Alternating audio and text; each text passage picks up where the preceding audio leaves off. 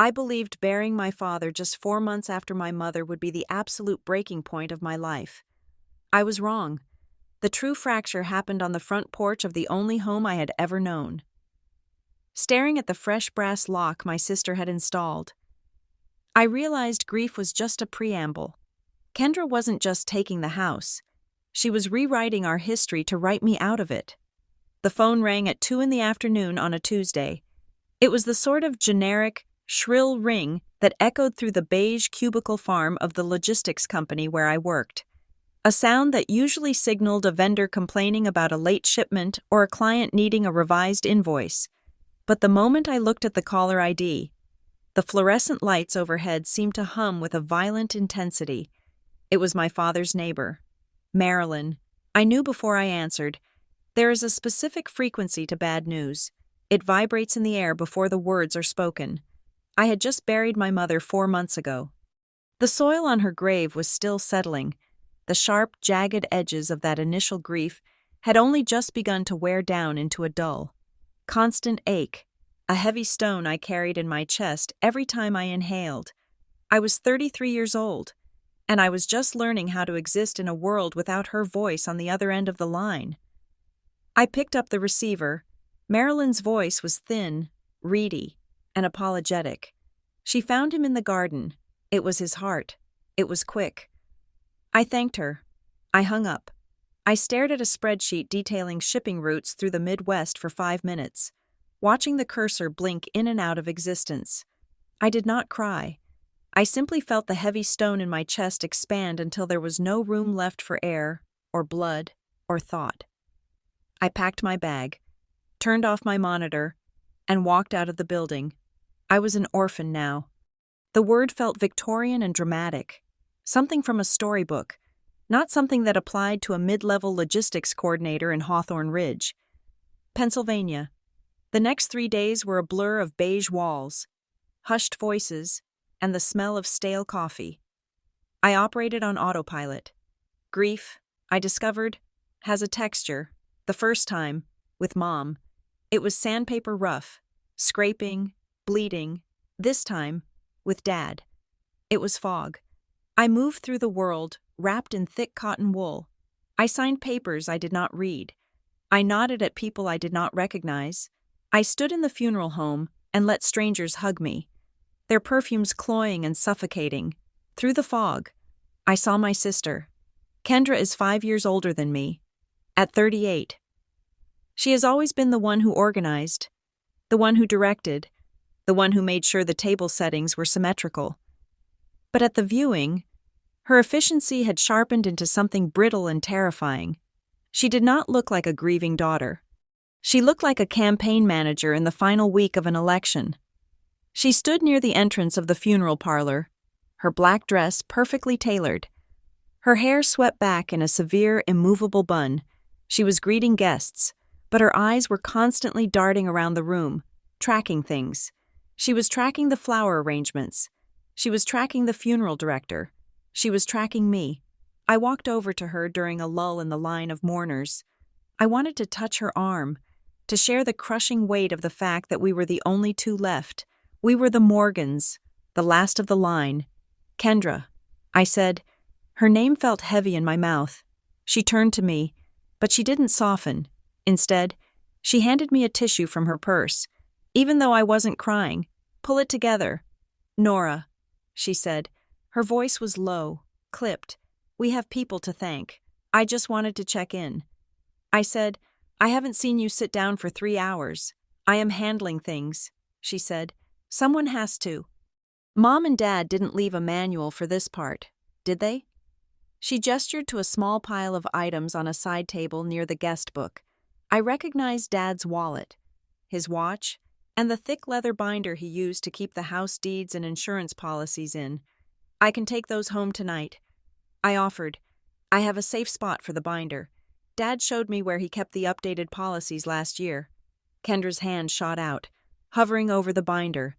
It was a reflex, fast and defensive, like a cat guarding a bowl. No, she said. The word hung in the air, sharp and absolute. I have it covered. She continued. smoothing her tone back into social acceptability as a neighbor approached. "I have already spoken to the estate attorney. I am the executrix. Nora, it makes sense for me to keep the administrative materials. We don't want things getting lost in your apartment. My apartment was small. Yes, but I was not careless." I frowned, confused by the territorial edge in her voice. "Okay," I said slowly. "I just want to help. The best way you can help is to not make a scene," she said. I looked at her, really looked at her. Her face was pale, her makeup flawless, but there was a tightness around her jaw that looked painful. I told myself this was grief. Everyone grieves differently. Some people cry, some people conquer. Kendra was conquering the funeral. After the service, the reception was held at the church hall. I felt like a ghost at my own life event. People spoke to me, but their eyes slid over me to find Kendra. She was the magnet. She was the one accepting the casseroles, the sympathy cards, the envelopes with checks meant to cover expenses. She was collecting them with a terrifying efficiency.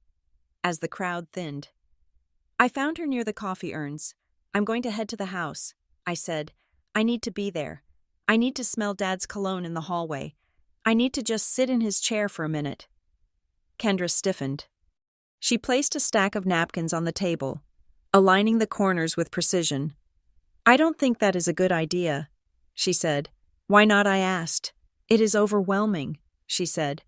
Her voice was reasonable, calm, the voice of a doctor explaining why a patient couldn't have sugar. "The house is a mess. There are medical supplies everywhere. It's depressing. Nora, you are already fragile." "I am not fragile," I said.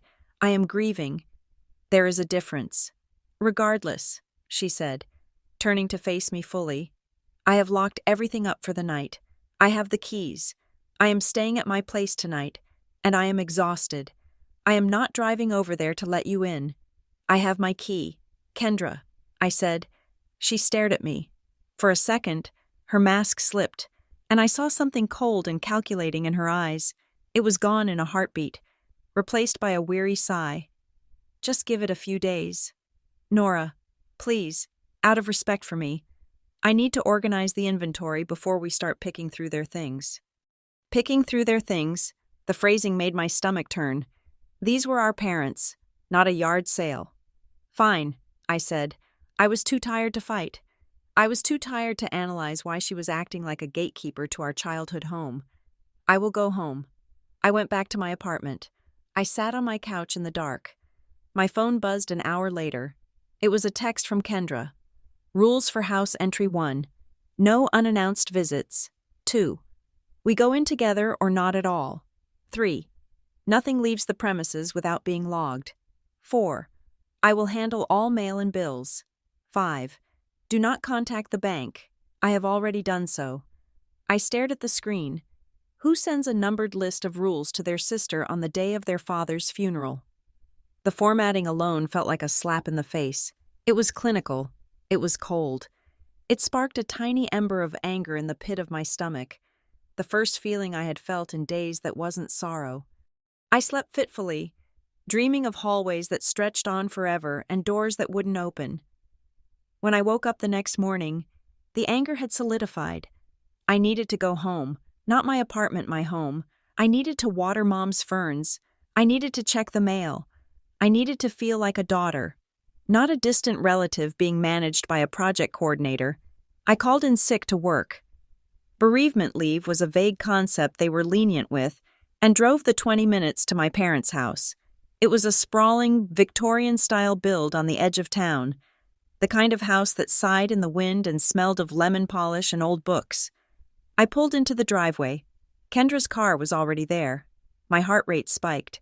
She had told me we had to go in together. Yet here she was, alone. I parked behind her SUV and walked up the front steps. The porch swing was moving slightly in the breeze. I reached into my purse, my fingers brushing against the familiar jagged edge of my house key. I had carried this key since I was 12 years old. It was a talisman of safety. I slid the key into the lock. It stopped halfway. I frowned and jiggled it. Nothing. I pulled it out, checked the teeth, and tried again. It wouldn't go in. I stepped back and looked at the hardware. The deadbolt was new. It was shiny, bright brass, unmarred by weather or time. The wood around it was slightly lighter, where the old tarnished plate had been removed. My key didn't work. The door opened before I could knock. Kendra stood there. She was wearing jeans and a crisp white blouse, looking like she was ready to host a brunch. She didn't move aside to let me in. She stood in the center of the frame, blocking the view of the hallway. "I told you to wait," she said. "You changed the locks." I said. My voice sounded strange to my own ears. High and thin. "I had to secure the property." She said. "Secure it from who?" I asked. "From me." "From everyone," she said.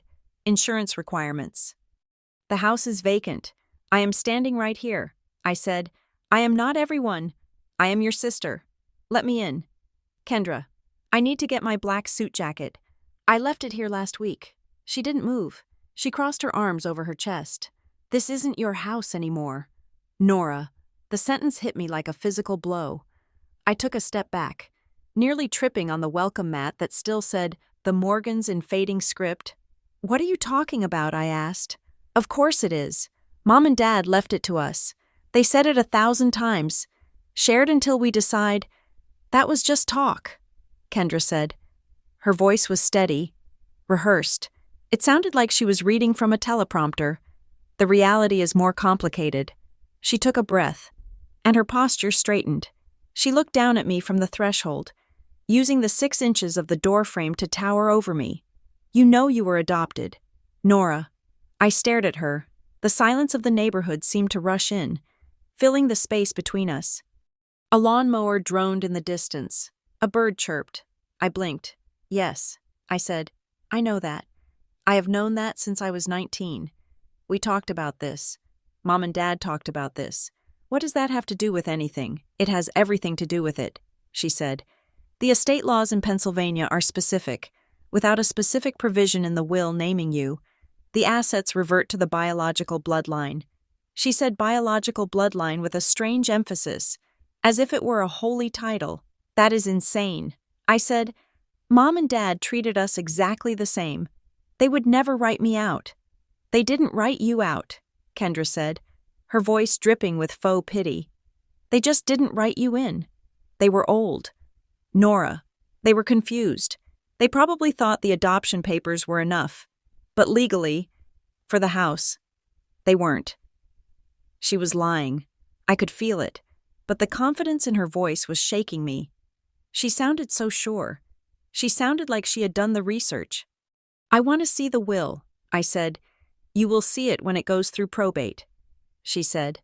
"Until then, as the executrix and the biological heir, I am securing the asset. You are not entitled to enter the premises. Not entitled." The words echoed in my head.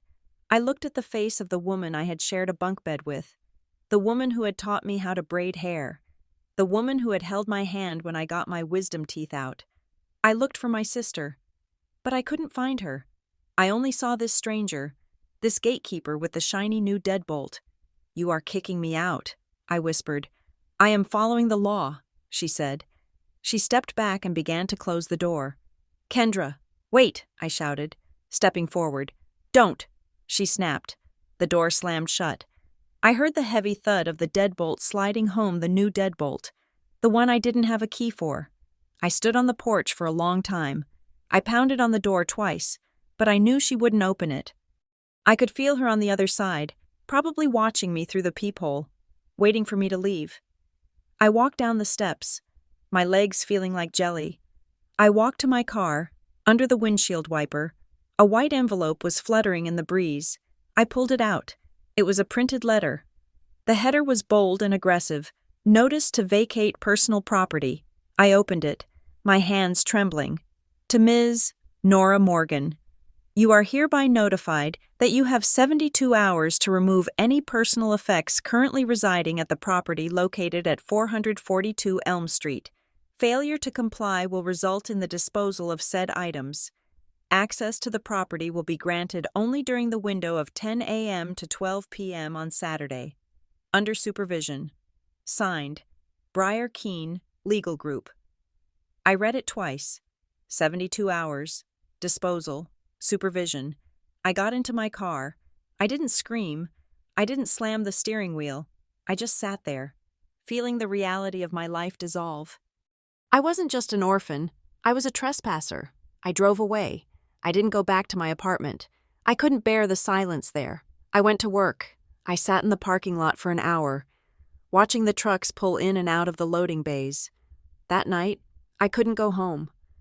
My apartment felt too lonely, too vulnerable. I felt like if I was alone, I would shatter. I called my coworker, Sarah. She was the only one who knew the depths of the mess I was in. "You can crash on my couch," she said immediately. "Don't even ask. Just come over." I slept on Sarah's beige microfiber sofa, wrapped in a blanket that smelled of her cat. I stared at the ceiling fan spinning above me. I felt humiliated. I was 33 years old. I had a job, I paid taxes, and I was homeless. In spirit, if not in fact. Locked out of my own history by a sister who had decided that biology was a weapon. The next morning, I woke up with a headache that throbbed behind my eyes. I couldn't stay on Sarah's couch. I needed a base. I needed a place to think. I spent my lunch break scrolling through rental listings. Hawthorne Ridge wasn't cheap, and my salary was modest. I found a listing for a studio apartment above a bakery on 4th Street. It was tiny 400 square feet, and the ad said it smelled like yeast permanently. But it was available immediately on a month-to-month lease. I took it. I paid the deposit with the emergency savings Mom had told me to keep for a rainy day. This wasn't just rain. It was a hurricane. Once I had the keys to the sublet, a grim little room with peeling yellow wallpaper and a window that looked out onto a brick wall, I sat on the floor and pulled out the letter Kendra had left on my windshield. Briar Keene Legal Group. I needed to know what I was up against. I needed to know if they could really throw away my things in 72 hours. I pulled out my phone and dialed the number listed on the letterhead. Briar and Keene. A cheerful voice answered. "How can I direct your call?" "Hi," I said, trying to keep my voice steady. "I received a notice from your office regarding the Morgan estate. I wanted to speak to the attorney who signed it, who signed the letter," the receptionist asked. I looked at the bottom of the page.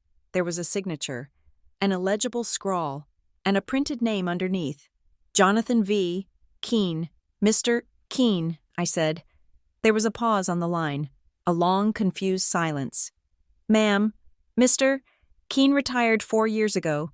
He lives in Florida. He doesn't sign notices anymore." My heart skipped a beat. "Are you sure?" I asked. "It is on your letterhead.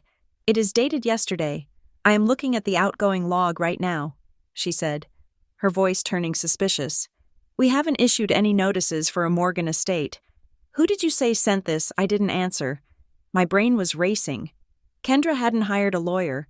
She had Googled a local firm, found an old template online, and forged a letter. She was bluffing. She was using a ghost lawyer to scare me. I hung up the phone. I sat there in the empty apartment, the smell of baking bread drifting up through the floorboards. It should have been comforting, but it made me nauseous. Kendra was lying. She lied about the law. She lied about the lawyer. If she was lying about this, what else was she lying about? I opened my laptop. I created a new folder on the desktop. I didn't name it Estate or Parents. I named it Grief Folder. I started scanning everything. The photo I took of the new lock, the text message with the 5 rules, the PDF scan of the fake letter from Briar Keene. I downloaded the voicemails I had saved from Mom and Dad, just in case she tried to delete those from the cloud somehow. I told myself I was just organizing. I told myself I was just keeping track of the madness, so I didn't gaslight myself into thinking I was the crazy one. But as I dragged the file of the fake legal notice into the folder, I knew the truth. I wasn't just organizing, I was building a case. I looked at the blank wall of my new, tiny apartment. I thought about Kendra standing on the porch, looking down at me, using the word adopted like a knife to cut me out of the picture. She wanted me to go away. She wanted me to fade into the background, to be the grateful, silent adoptee who took what she was given and didn't ask questions. I closed my laptop. I wasn't going anywhere. The Hawthorne County Register of Wills was located in the basement of the municipal courthouse. a place that smelled of floor wax and decaying paper. It was a smell that reminded me of high school detention, a scent of waiting and bureaucracy. I stood at the counter, my hands gripping the cold marble edge, waiting for the clerk to return with the file that contained my entire history, or at least the legal definition of it. I had taken a half-day off work, telling my boss I had a dental emergency. It was a lie, but the truth that I was hunting for proof that my sister was trying to erase me from our family felt too raw to speak aloud in the break room. The clerk, a woman in her 60s with reading glasses suspended on a beaded chain, returned with a thin manila folder. She placed it on the counter with a soft thud. "Here it is," she said. "The last will and testament of Thomas and Martha Morgan." I opened it. My heart was hammering against my ribs like a trapped bird. I expected to see something recent. I expected to see the document my parents had mentioned over Christmas dinner last year, where Dad had joked about leaving everything to the cat if we didn't help with the dishes. I looked at the date on the signature page. It was dated 5 years ago. I stared at the black ink. 5 years. That was before Dad's first heart scare, before Mom's hip surgery, before the long conversations we had about the house, about how they wanted Kendra and me to decide its future together. "This is the only one," I asked, my voice echoing slightly in the quiet room. "That is the only one on file," the clerk said. I scanned the text. It was standard boilerplate language. It left the estate to my children, to be divided equally. It named Kendra as the executrix, a detail that made sense 5 years ago when I was 28 and still figuring out my career, while Kendra was already an established project manager. But the language was generic. It didn't list our names in the beneficiary clause. It just said, children. Kendra's voice from the porch replayed in my head. "You were adopted. You are not entitled." She was using the ambiguity. She was going to argue that without being specifically named. The term children in a document of this age defaulted to biological issue under some archaic interpretation, or that she, as executrix, had the discretion to interpret the distribution of assets. I looked up at the clerk. She was watching me. Her expression wasn't bored anymore. It was sympathetic. She had seen this look on people's faces before, the look of someone realizing they had been left behind.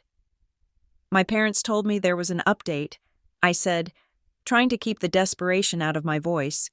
"They talked about a codicil, a specific addition regarding the house." The clerk glanced around the empty room, then leaned in slightly. "Honey," she said, her voice dropping to a near whisper, "what is on file is what we have, but that does not mean it is everything that exists." "What do you mean?" I asked. "People write things down," she said. "They notarize them. They put them in safes. They put them in desk drawers. Sometimes they forget to bring them down here to the basement. If you think there is a codicil, or a trust addendum, you need to find the physical copy. If it was properly executed, it supersedes the old date. But you have to find it." I nodded slowly. The blue folder. Mom had a system. She had an accordion folder for everything. Taxes were red, medical was green, and the house the deed, the insurance, the important papers was blue. Pale, sky blue. "Thank you," I said. I walked out of the courthouse into the bright, blinding sunshine of the afternoon. The light felt aggressive. I checked my phone. I had a text from Kendra, asking if I had dropped off the spare key to the garage yet. I didn't reply. Instead, I texted her, "Meet me at the Daily Grind in 30 minutes. We need to talk." She didn't respond, but when I walked into the coffee shop half an hour later, she was there. She was sitting at a corner table, sipping an iced tea, looking impeccably put together in a navy blazer. She looked like she was waiting for a client, not her estranged sister. I sat down across from her. I didn't get a drink. I went to the register of wills. I said, Kendra didn't flinch. She took a slow sip of her tea, leaving a perfect lipstick stain on the straw. "I assumed you would," she said. "It is public record. The will is 5 years old." "Kendra," I said, "it says children. It implies equal division. It implies biological issue," she corrected, her tone smooth and practiced. I have spoken to the estate attorney, in the absence of a specific adoption clause in a will of that vintage. The executrix has a fiduciary duty to protect the bloodline assets. The bloodline assets. The phrase sounded medieval. Stop talking like a lawyer, I snapped. We are talking about Mom and Dad. We are talking about the house we both grew up in. You know they wanted us to share it. You know that. Kendra set her drink down. She leaned forward, clasping her hands on the table. Her eyes were sad, but it was a performed sadness. It was the sadness of a parent explaining to a child why they couldn't have candy for dinner. Nora, she said softly, I know this is hard for you to hear, but Mom and Dad, they were protecting you, protecting me from what I asked. From the truth, she said, they loved you, of course, but they knew you weren't really a Morgan, not in the way that matters for the legacy. They told me, privately, just before Mom passed, they said, Kendra, you need to make sure the house stays in the family. I felt a cold flush rise up my neck. It was a lie. I knew it was a lie in my bones. My mother, who had framed my adoption certificate and hung it next to Kendra's birth certificate, would never have said that. You are lying, I said. Kendra's expression hardened. Her eyes flashed with something that looked terrifyingly like victory. Believe what you want, she said, sitting back. But I am the executrix. I have the keys. I have the deed. And I'm telling you that the house is not yours. I am doing you a favor. Nora, I am letting you move on without the burden of maintaining a property you can't afford. I can afford it. I said, Can you? She asked, raising an eyebrow. On a logistics salary, the roof needs replacing. The property taxes are due in October. It is too much for you. I am saving you from yourself. She stood up, smoothing her blazer. I have to go, she said. I have a meeting with the real estate appraiser. Do not try to enter the property. Nora, I am serious. She walked out. I watched her go, feeling a mixture of rage and nausea churning in my stomach. She wasn't just taking the house. She was taking my memories. She was gaslighting me about the fundamental nature of my parents' love. I needed a reality check. I needed someone who wasn't Kendra. I drove to the old neighborhood. I parked 2 streets over, just in case Kendra was at the house with the appraiser, and walked the familiar cracked sidewalks to Marilyn Ash's house. Marilyn lived next door to my parents for 30 years. She was the neighborhood historian, a woman who knew everyone's business not out of malice, but out of a genuine, intense curiosity. She was in her front yard, deadheading her petunias. When she saw me, she dropped her shears and hurried over to the fence. Nora, she said, reaching over to squeeze my hand. Oh, honey, how are you holding up? I'm hanging in there. I lied. Marilyn, I have a question. Did Mom or Dad ever talk to you about the house, about the will? Marilyn frowned, wiping her hands on her apron. They talked about it all the time. She said, especially after your father had that scare last year. He was obsessed with getting things in order. Did they say anything about excluding me, I asked. Because I was adopted, Marilyn let out a sharp, incredulous laugh. Excluding you, she said. Lord, no. Your father told me specifically. Marilyn, the girls are going to be fine. We updated the binder. He said those exact words. We updated the binder. The binder. I repeated. Yes, she said. And he said, if anything happens, Nora knows where it is. He seemed very insistent about that. He said Kendra was good with the big picture, but you were the one who knew where the important things were kept. I felt a tear slide down my cheek. He had counted on me. Thank you. Marilyn, I whispered. I walked back to my car, my mind racing. Nora knows where it is. I did know. I closed my eyes and summoned the image of my mother's kitchen, the scent of vanilla and roasted garlic, the oak cabinets, to the left of the sink. The cabinet where she kept the holiday platters, the big ceramic turkey, the Christmas tree tray. Behind those heavy platters, pushed all the way to the back, was a gap. That was where she kept the accordion folders. The red one, the green one, and the blue one. The codicil had to be in the blue folder. The document that proved Kendra was lying. I drove to the house. I pulled up to the curb and stared at it. It looked the same as it always had, yet completely different. The curtains were drawn. The porch was empty. I walked up the driveway. I knew the locks were changed, but I had to try. I went to the back door, the one we always used. I tried the handle, locked. I tried the windows along the porch, locked. I pressed my face against the glass of the kitchen window. I could see the outline of the cabinets. I was 10 feet away from the proof I needed. 10 feet and a layer of glass and wood. I considered breaking the window. I picked up a heavy garden stone from the flower bed. I weighed it in my hand. I could smash the pane, reach in, unlock the window, and climb through. Then I imagined the police siren. I imagined Kendra standing there with her fake sad smile, telling the officers that her unstable sister had broken in. She's having a breakdown. Officer, she can't accept reality. I put the stone down. I couldn't give her that ammunition.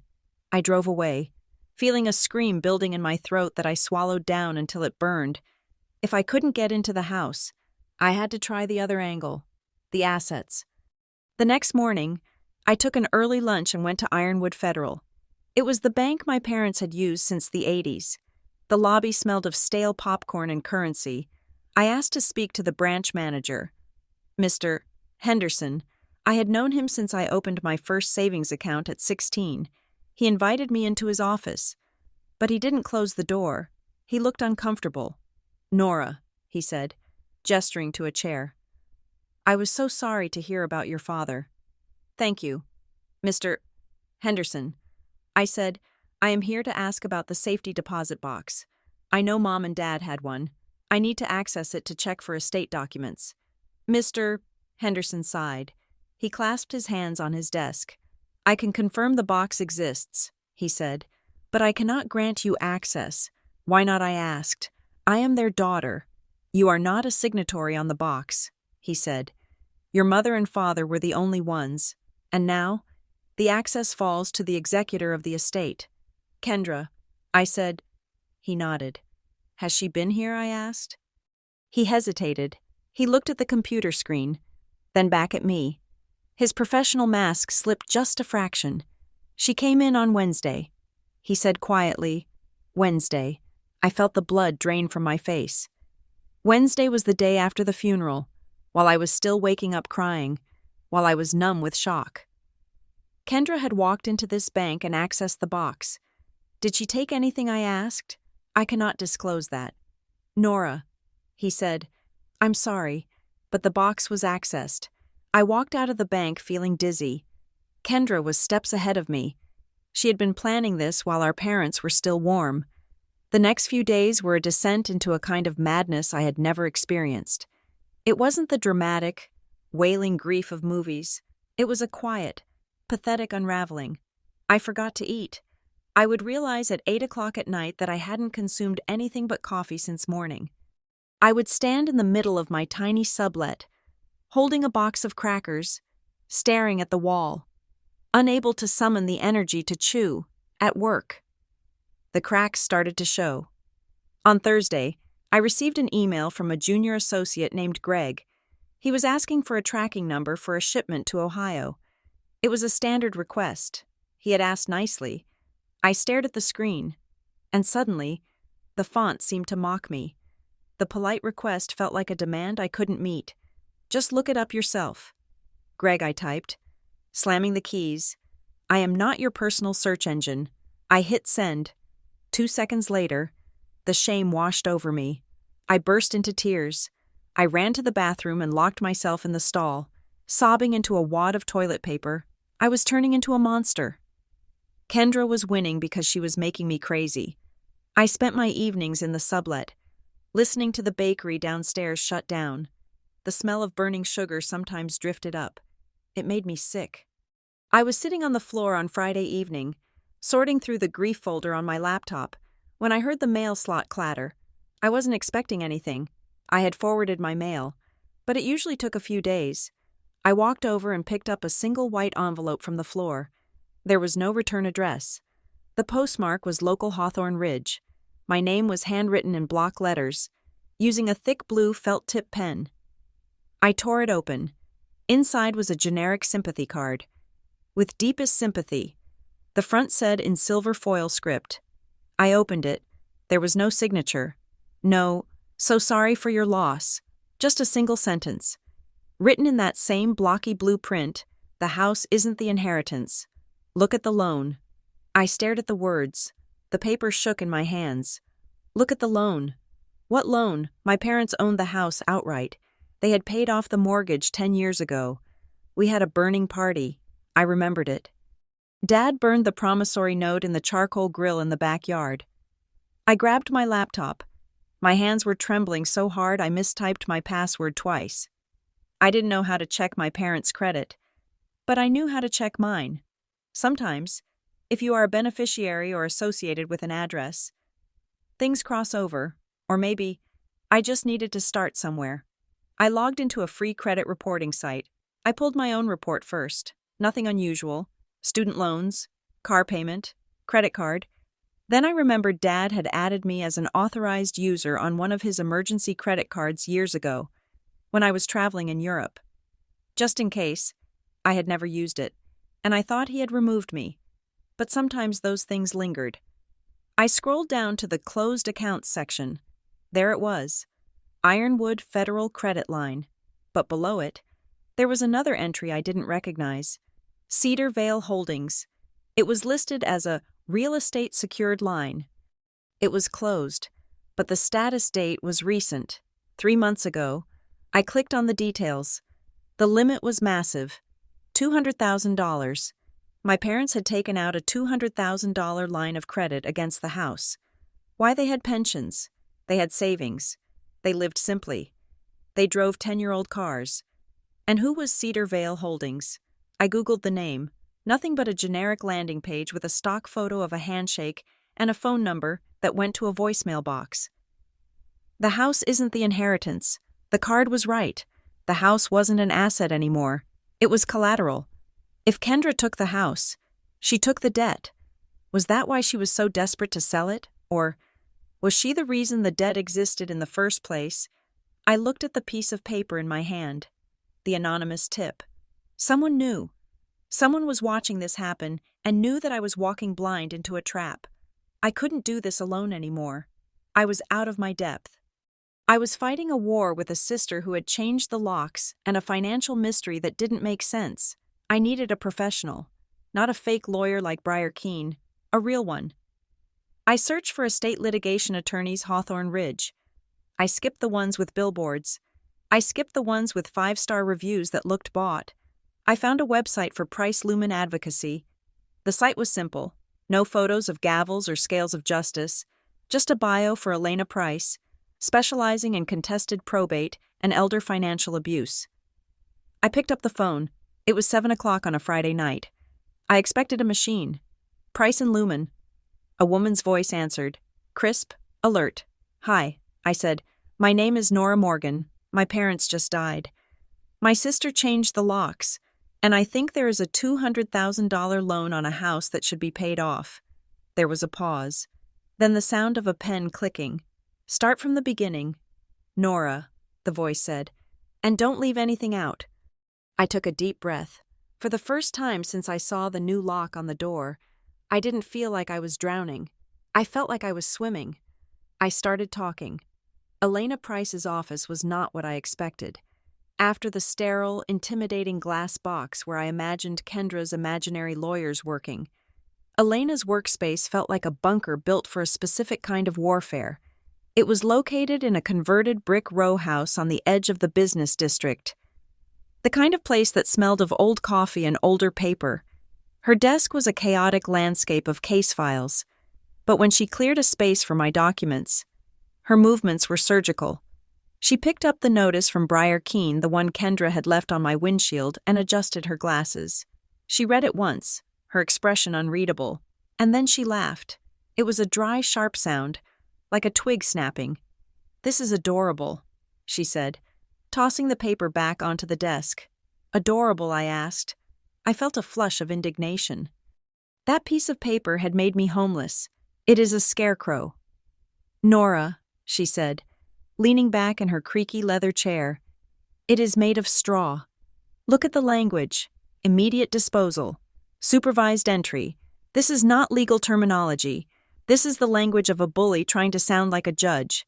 In Pennsylvania, you cannot evict a tenant, even a family member, without a lease in 72 hours.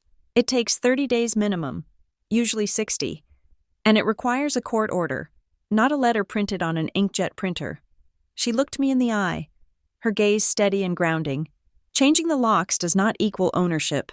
She said, it just means she got to the hardware store first. Inheritance and occupancy are two completely separate legal concepts. She has possession. Yes, but she does not have the law. So I can break back in, I asked. The thought of taking a crowbar to that shiny new brass deadbolt gave me a petty thrill. Elena shook her head. No. If you break in, you escalate this to a criminal matter. She calls the police. You get arrested for trespassing or breaking and entering. And suddenly, you are the unhinged sister, and she is the victim. We do not want that. We want to be the adults in the room. So what do? I asked. We force her into the light, Elena said. She pulled a fresh legal pad toward her. Right now, Kendra is operating in the shadows. She is banking on your grief and your ignorance. She thinks you will just fade away because she told you to. So, we are going to file a formal petition for citation to compel an account. What does that do? It forces the executrix, your sister, to provide a full, detailed inventory of the estate assets and debts to the court. Every penny, every property, every spoon, and she has to do it under penalty of perjury, if she is hiding something, or if she is making up rules. This forces her to put it on the record. I nodded. It felt proactive. It felt like fighting back. Do it, I said. Elena began typing, the sound of her mechanical keyboard filling the room. As she worked, I told her about the anonymous card, the one about the loan. Elena stopped typing. She spun her chair around to face me. You pulled the credit report, she asked. I nodded. I saw a closed account for Ironwood Federal and a new one for Cedar Vale Holdings. $200,000. Elena frowned. That is a significant lien for a couple who supposedly owned their home outright. I want to find out who Cedar Vale is. I said, good, she said. Do that, while I file the paperwork to rattle Kendra's cage. You play detective. But be careful. Nora, if there is real money involved, people get desperate. And desperate people are dangerous. I left her office feeling lighter. But the weight of the mystery still hung around my neck. I had a task. I had a direction. I drove straight to the county recorder of deeds office. I was becoming a regular in these government basements. This time, I knew what I was looking for. I used the public terminal to search for the property history of 442 Elm Street. The screen flickered green and black.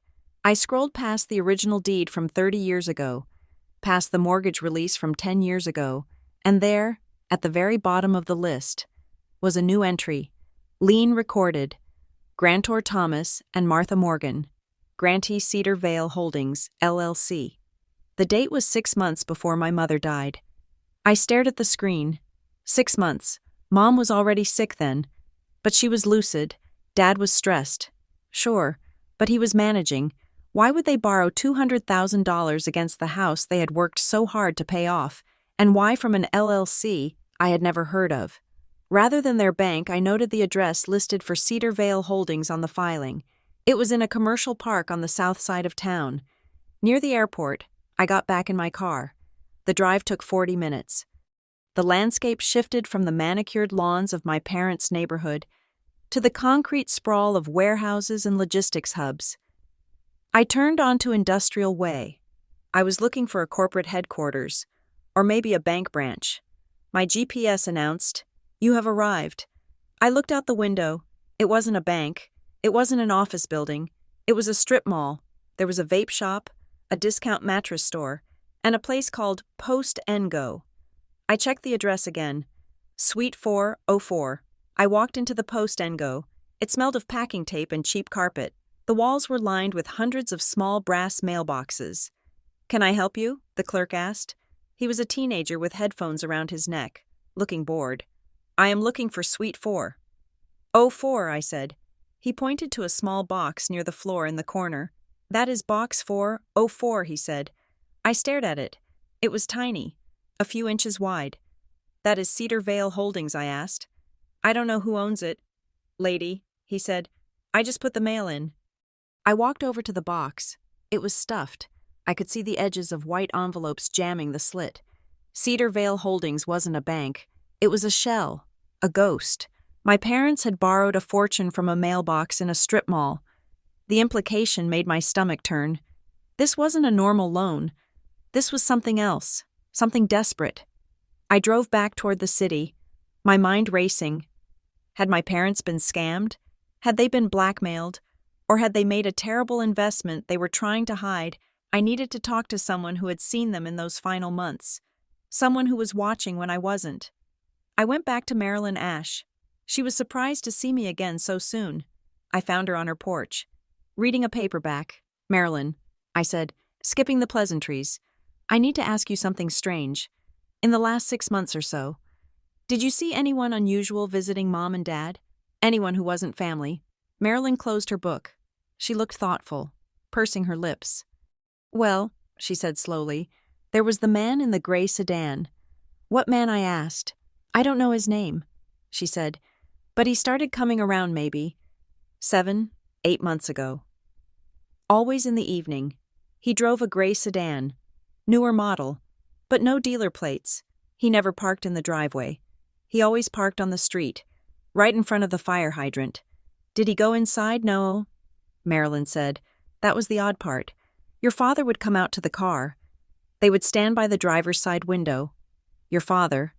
He looked small next to that car. Nora. They would talk for a few minutes. And your father would look agitated. I asked him once who it was, and he just said it was an insurance adjuster. But insurance adjusters don't come at 8 o'clock at night. A man in a gray sedan, tense meetings, a shell company with a mailbox address, my father. The man who balanced his checkbook to the penny. The man who saved wrapping paper to reuse was involved in something dark. And Kendra knew. The realization hit me like a physical shove. The house isn't the inheritance, look at the loan. Kendra had accessed the safety deposit box immediately. She had rushed to claim the house. She had tried to scare me away with a fake lawyer. She wasn't just being greedy. She was panicked. I needed to see her. I didn't want to text. I didn't want to call. I wanted to see her face when I said the name Cedar Vale. I knew where she would be. It was Tuesday. Kendra had a standing appointment at the salon on Main Street every Tuesday at 5. She never missed it. Control was her currency, and her appearance was part of the ledger. I waited in the parking lot across from the salon. At 5:45, she walked out, her hair perfectly blown out, checking her phone. I got out of my car and crossed the street. "Kendra," I called out. She looked up, startled. When she saw me, her face tightened. She looked around, checking to see if anyone was watching. "Nora," she hissed. "I told you not to cause a scene. I am not causing a scene," I said, walking up to her. "I am just asking a question. I am not discussing the estate in the middle of the street," she said, turning toward her car. "I don't want to discuss the estate." I said, "I want to discuss Cedar Vale Holdings." Kendra stopped. She froze, her hand halfway to her door handle. Her back was to me, but I saw the tension seize her shoulders. She turned around slowly. The superiority was gone from her face. In its place was something raw. Fear. Guilt. "What did you say?" she asked. "Cedar Vale," I repeated. "The company Dad borrowed $200,000 from 6 months ago. The company that has a lien on the house you are trying to steal." Kendra's mouth opened, then closed. She looked pale under the salon lights. "You don't know what you are talking about," she said, but her voice lacked its usual steel. "I know the house is leveraged." "Kendra," I said, "I know about the man in the gray sedan. I know you're trying to sell it fast because the debt is due, isn't it?" Kendra stepped closer to me. Her eyes were wide, frantic. "You have no idea what it was like," she whispered. Her voice was trembling. "Dad left a mess. Nora, a complete mess. He was drowning. I had to do something. I had to step in." "What did you do?" I asked. "Why did they borrow that money?" She flinched, as if she had said too much. She took a breath, and I watched the mask slide back into place. The vulnerability vanished, replaced by the familiar sneer. "It doesn't matter," she said, her voice hardening. "It is not your concern. You are not the heir. You are not a Morgan." "Stop saying that," I said. "It is the only thing that matters," she snapped. "Mom and Dad knew I was the one who could handle the reality of this family. You were always separate. You were the charity case they took in. They didn't burden you with the real problems because you weren't built for it." She got into her car and slammed the door. I stood there, watching her drive away. She had admitted it. Dad left a mess. I had to do something. But she had pivoted back to the adoption lie so quickly. It was her shield. Whenever the truth got too close, she hid behind the idea that I wasn't blood. I went back to my sublet. I couldn't sleep. I paced the small room, the floorboards creaking. Dad left a mess. My father didn't leave messes. He was meticulous. If he was in trouble, he would have documented it. He would have left a trail. I went to the grief folder on my laptop. I started going through the scanned images of the papers I had found in the house before Kendra locked me out the few things I had grabbed that first day.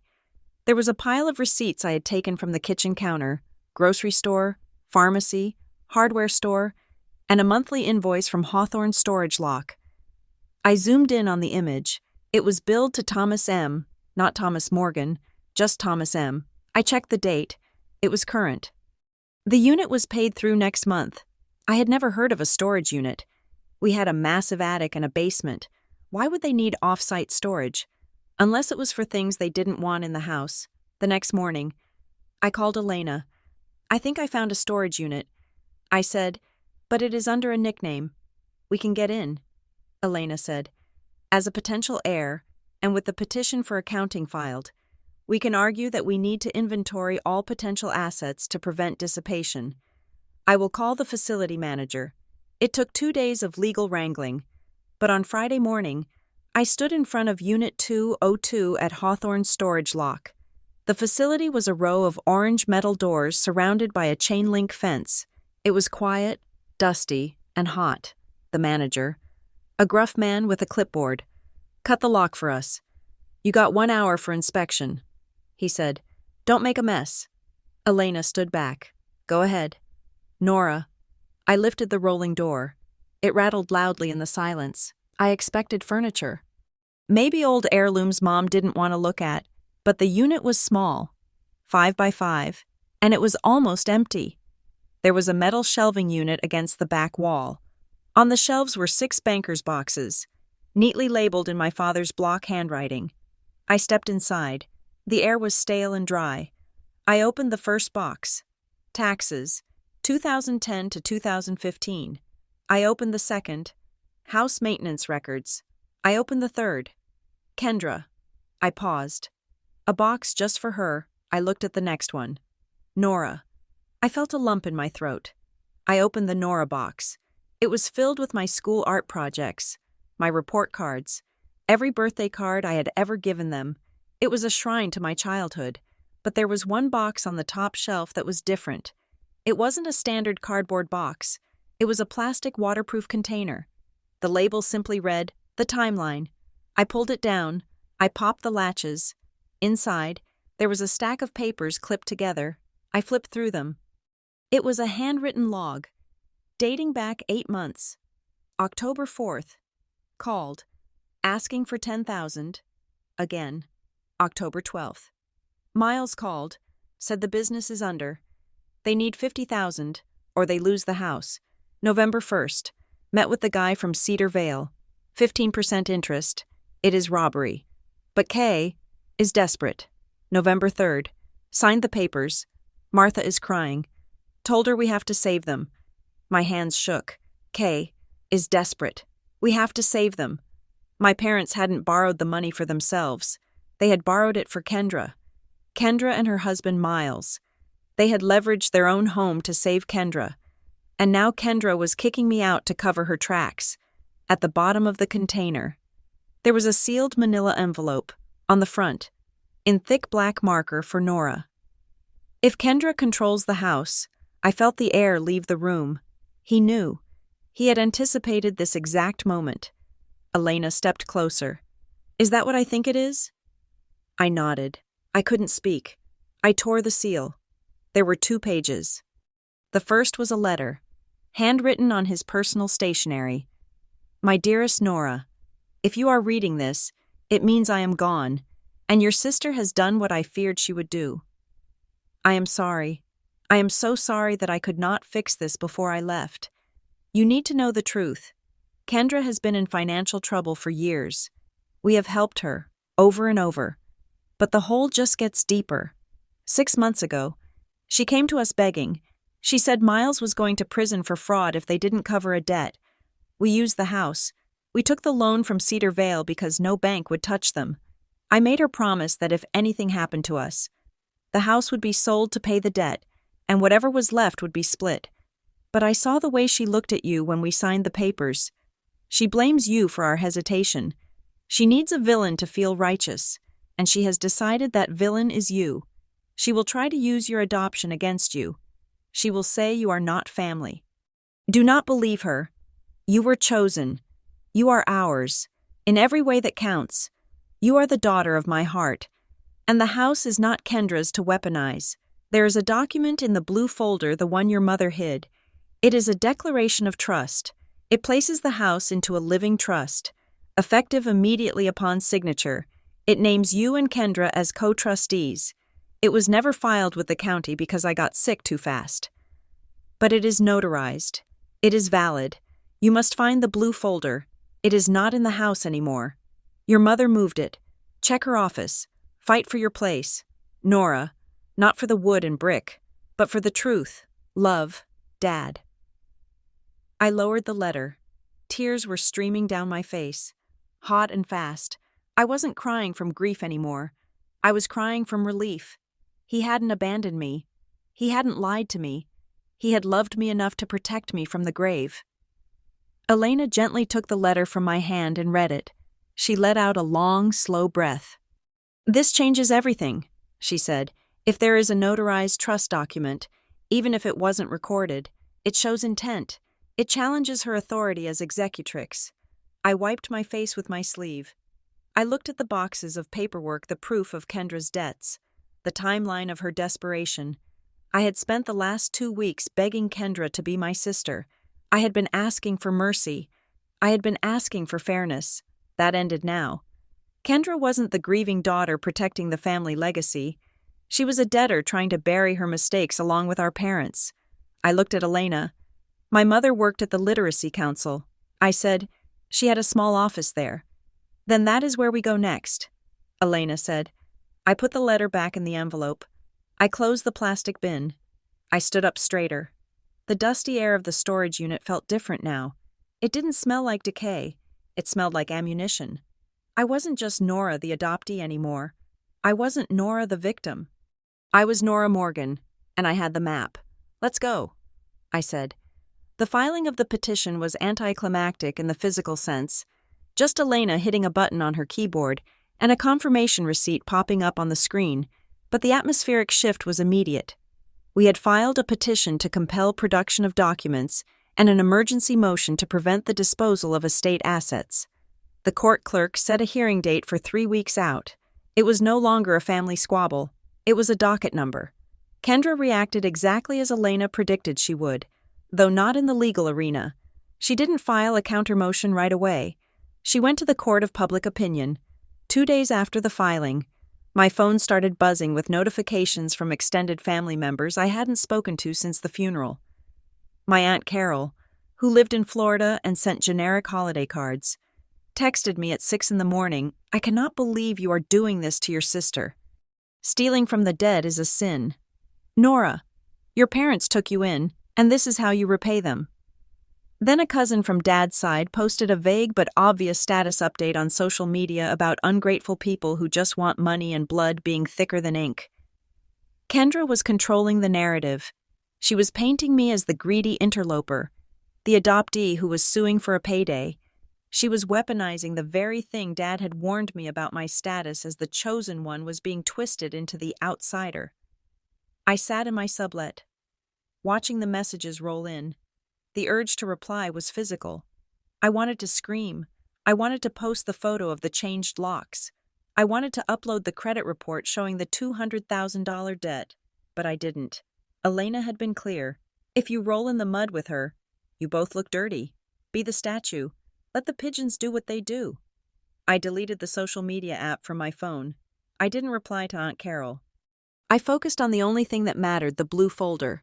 Dad's letter in the storage unit had been specific. Check her office. My mother had worked as a program coordinator for the Hawthorne Ridge Literacy Council for 15 years. It was a small nonprofit housed in a converted library downtown. It was her sanctuary. She loved the smell of old paper and the quiet hum of people learning to read. I took a long lunch break on Tuesday and drove there. Walking through the heavy oak doors felt like stepping back in time. The air smelled of dust and lemon pledge. I asked the receptionist for Daria Sloan. Daria was the director, a stern but kind woman who had always sent me books for my birthday. "Nora," she said, coming around the front desk to hug me. She smelled of peppermint tea. "We were all so devastated. Your mother was the heart of this place. I need your help." "Daria," I said, pulling back, "I am looking for something Mom might have left here. A blue accordion folder. Or any documents she might have kept in her office." Daria's expression shifted. She looked around the lobby, ensuring we were alone. "Come with me," she said. She led me back to her office, a cluttered room lined with bookshelves. She closed the door and locked it. "Your mother was worried." "Nora," Daria said softly. "About 6 months ago, she came to me. She asked if she could keep a personal file in the office safe. She said she didn't feel comfortable leaving it at the house anymore." My heart hammered against my ribs. Did she say why I asked? She said things were getting complicated. Daria said. She said Kendra was going through a hard time, and she didn't want papers to go missing. She gave me specific instructions. Daria walked to a small safe in the corner of the room. She spun the dial. She told me, "If anything happens to me, this goes to Nora. Not Kendra. Only Nora." Daria pulled out a thick, sealed manila packet. It wasn't the blue folder itself, but a heavy envelope taped shut with packing tape. She handed it to me. I didn't open it in front of her. I thanked her, my voice shaking, and walked out to my car. I sat in the driver's seat, the engine off, and used my house key, the one that no longer worked, on my front door to slice through the tape. Inside were 2 documents. The first was a codicil to the last will and testament, dated 6 months ago. It was notarized. I recognized the notary stamp. It was from the bank. Ironwood Federal. I read the text. It was simple, clear, and devastating for Kendra's case. I, Martha Morgan, hereby amend my last will and testament to specify that my real property, located at 442 Elm Street, shall be placed into the Morgan Family Trust immediately upon my death. The beneficiaries of this trust shall be my 2 daughters, Kendra Morgan and Nora Morgan, with equal 50% shares. This division stands regardless of biological status, as both are my lawful and beloved children. Regardless of biological status. She had written it down. She had foreseen the argument Kendra would make, and she had cut it off at the knees. The second document was a memorandum of intent. It was less formal, written in a narrative style, but still signed and notarized. Regarding the mortgage lien. The recent lien placed on the property in the amount of $200,000 is not for the benefit of Thomas or Martha Morgan. This debt was incurred to satisfy a liability for Miles Harrow and Kendra Morgan, to prevent legal action against them. It is our intent that this debt be repaid by Kendra Morgan from her share of the estate, or that the house be sold to satisfy it. Under no circumstances should Nora Morgan be held liable for this debt. I stared at the paper. To prevent legal action. It wasn't medical bills. It wasn't a bad investment. It was a bailout. My parents had leveraged their home to save Kendra's husband from something that could have sent him to jail. And now, Kendra was trying to steal the whole house, equity and all, and kick me out. Probably to sell it quickly and hide the evidence of where the money went. She wasn't just greedy. She was covering up a catastrophe. I drove straight to Elena's office. I didn't even call first. I walked in, past the receptionist, and laid the documents on her desk. "Read this," I said. Elena put down her sandwich. She read the codicil first, then the memorandum. Her eyebrows climbed higher and higher. "Well," she said, leaning back, "this is the smoking gun. This isn't just an inheritance dispute anymore. Nora, this is fraud. If Kendra is acting as executrix and hiding this debt, a debt she personally benefited from, that is a breach of fiduciary duty of the highest order. We need to find out who Cedar Vale Holdings really is." I said, "I went to the mailbox place, but it was a dead end." Elena turned to her computer. "We have the name," she said, "and now we have a connection. Miles Harrow." She started typing. She pulled up a corporate registry database. A paid service that went deeper than the public records I had accessed. "Cedar Vale Holdings, LLC." She read, "Registered agent, generic service, but look at the annual report filing. It lists a managing member." She pointed to the screen. "Ridgeway Advisory Group. Who are they?" I asked. Elena opened a new tab. Ridgeway Advisory. It was a boutique firm in town that handled distressed asset management. Basically, they helped failing businesses disappear or restructure. Elena clicked on the Our Team page. There, in the third row of headshots, was a man named Silas Ridgeway. "Does that name ring a bell?" she asked. I shook my head. "No." Elena typed Silas Ridgeway Miles Harrow into the search bar. A LinkedIn connection popped up. They had endorsed each other for strategic planning. Then a photo from a charity golf tournament 3 years ago. Miles and Silas, arms around each other, holding drinks. Miles didn't go to a stranger for the loan. Elena said he went to a buddy who specializes in high-risk loans for people who can't go to a bank. This is a hard money loan. Nora, high interest, short term, and if they miss a payment, Ridgeway doesn't foreclose like a bank. They take the title. That is how these guys operate. I felt a cold chill. If Kendra doesn't pay this back, I said, then the house is gone.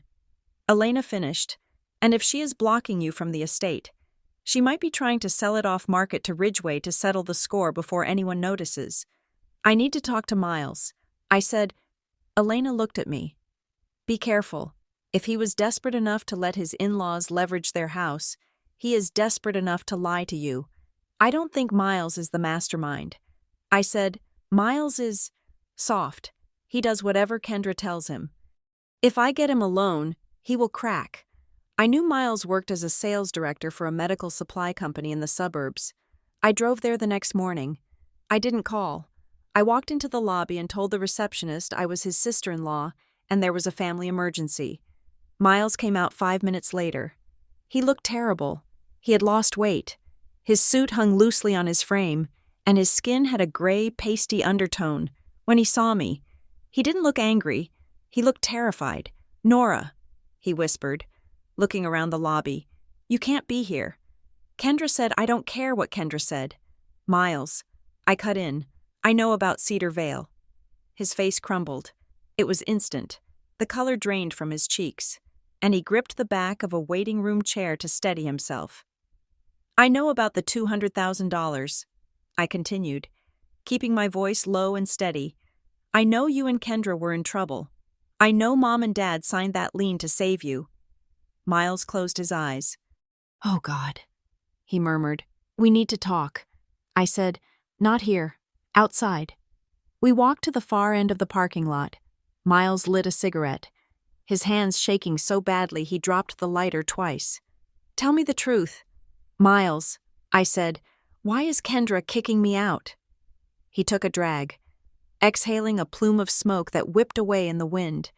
It is the loan. Nora, he said, his voice raspy.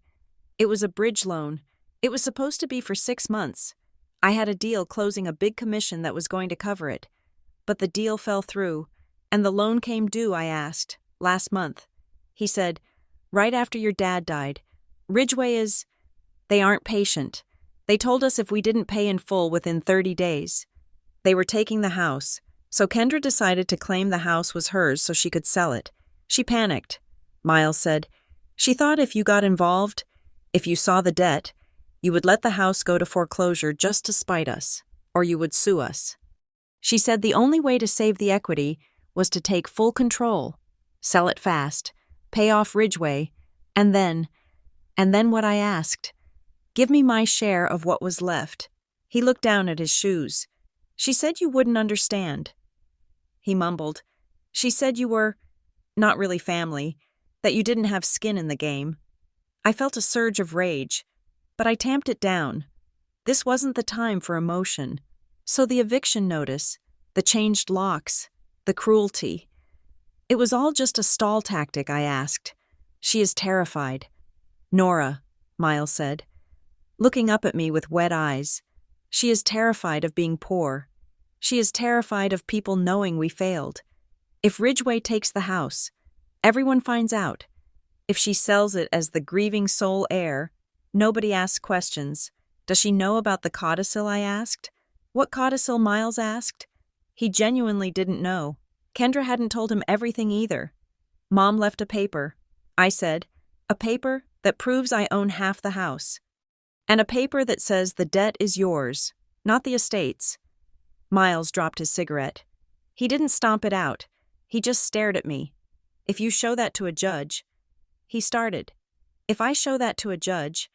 I said, Kendra goes to jail for fraud, and you probably do too. For witnessing it. Miles looked like he was going to vomit. I haven't shown it yet. I said, I am filing it, but I haven't walked into the courtroom yet. What do you want? Miles asked. I want the truth. I said, and I want you to stop lying to me. I walked away from him. I left him standing in the parking lot. A small, broken man in an ill-fitting suit. I drove back to the city. My mind was clear. The fog of grief was completely gone, burned away by the friction of the truth. Kendra wasn't a monster. She was a woman who had built a life on a foundation of sand, and when the tide came in, she had tried to use me as a sandbag.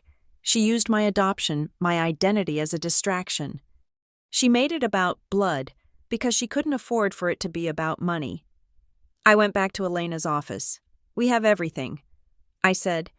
Elena looked at the notes I had made from my conversation with Miles. This is a slam dunk. Nora, she said, we go into that hearing. We present the codicil. We subpoena Miles, and we expose the whole thing. We can destroy her. I looked at the documents on the desk, the codicil, the memorandum. Destroying her would be easy. I could humiliate her in front of the entire town. I could ensure she never worked in Hawthorne Ridge again. But then I thought about Dad's letter. I saw the way she looked at you. She needs a villain to feel righteous. If I destroyed her, I became the villain she wanted me to be. I became the enemy. I don't want to destroy her, I said slowly. Elena looked surprised. She tried to steal your inheritance. I know. I said, but she is also the only person left in the world who remembers Mom's laugh.